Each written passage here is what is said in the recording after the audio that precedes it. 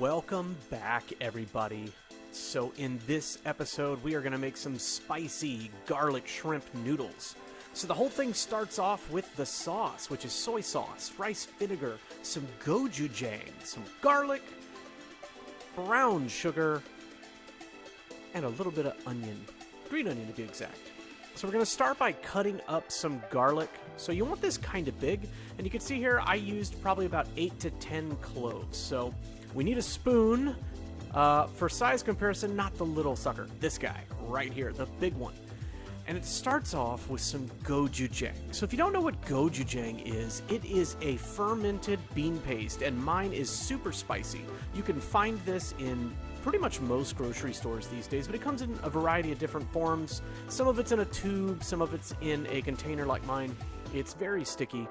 So you can see here I'm struggling with the spoon to get it off here, so I took my little spoon that was of no use emotionally to me, and I used it to get that gochujang off and into the bowl.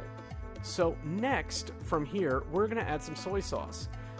Notice that I have no ability to pour soy sauce into a spoon, but you can look here. I think that's 4, 5, 6, 7. Wow, here we go. Big heaping amounts of soy.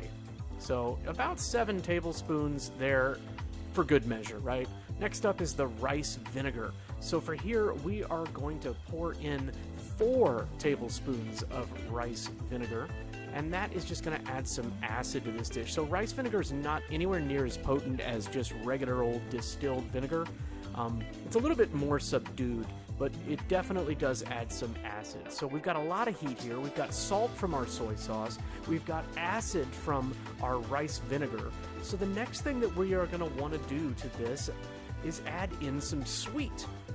So here I'm going to add in some brown sugar. You can totally use light brown sugar or any kind of sugar. If you don't have brown sugar, just use regular sugar if that's what you got to do. But this is going to help us to get a thicker, more caramelized sauce. So here I'm adding about a 1/4 cup of brown sugar. And the thing here is it's really to taste. So depending on how hot your gochujang is, you may want to balance that with just a little bit more sugar. But you can see here now that it's been sitting in the bowl for a few minutes, all of those liquids are starting to kind of permeate throughout all of our gochujang, and it's really starting to form a paste. So at this point, I'm going to want to take the green onion that I sliced up, and I'm going to add that to this bowl, and I'm just going to take a little bit of that garlic and stick it in there as well. And I'm just going to mix all of this up. And we start to get what is a beautiful sauce, and it's spicy, it's hot. I tasted this and I decided I wanted to add a touch of white pepper to this. You can just use regular ground black pepper if that's all you got, but just put a little bit of pepper in this and it just gives it that extra little kick. And here it is. It's beautiful. And so this is really going to make up the whole dish. Next, we're going to use shrimp. We will toss that shrimp in a bowl. From there, we are going to add in a little bit of cornstarch, and that's just going to help to thicken that sauce just a bit. And I can't stress enough, I'm doing this with shrimp, but you can do this with chicken. You can do this with beef. You can really do this with any protein that you want, but I just had some shrimp laying around, and it was fantastic. Next, we're going to use noodles. So I'm using these particular noodles, and the reason that I like them is because they come in these little bundles right here, and that's already just like a perfectly portioned size. You can use any kind of noodle you want with this. Spaghetti, linguine, anything that you want, whatever you have around the house, it's totally acceptable. So start your pasta first. I can't stress that enough because your shrimp cook really quick. So to a hot pan, I'm adding about 4 tablespoons of avocado oil, and I am just going to toss in my shrimp. You let them cook on one side for about 2 minutes, and then you flip them over. Once we get our shrimp cooked, we are going to add in half a stick of butter. I know it seems like a lot, but you really need this for the richness. And then to that, we're going to add our garlic that we had cut up, the remaining little bits.